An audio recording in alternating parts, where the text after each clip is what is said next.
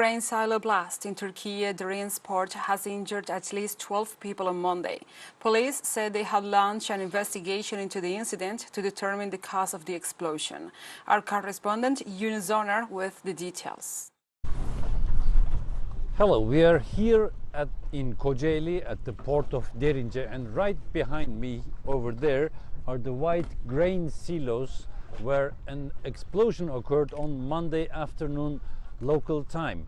12 workers were injured, 2 of them heavily, 1 of them unfortunately lost his life yesterday night.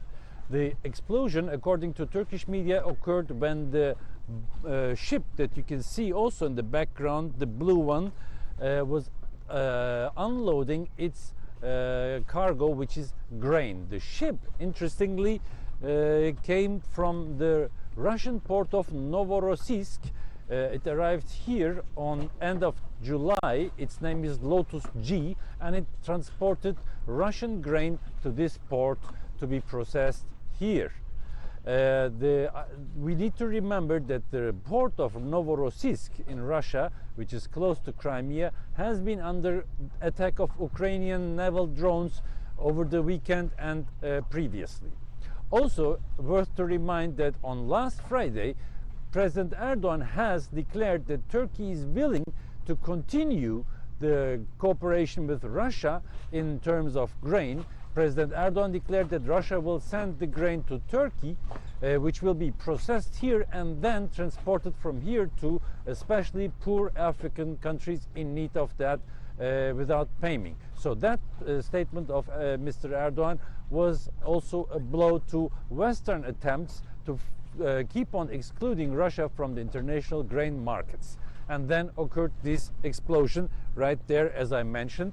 The authorities are still investigating why it happened. There is the first explanation that it has been because of a pressure of gas that develops when this grain is maintained here or stored here.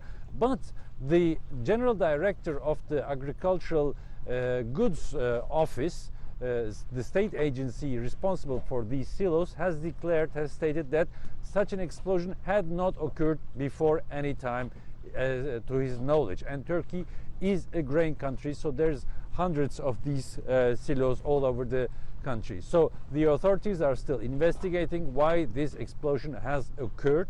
They do not exclude any possibility, including a possible sabotage. We will hear about that in the next days. Yunus Soner, teleSUR, Kocaeli, Türkiye.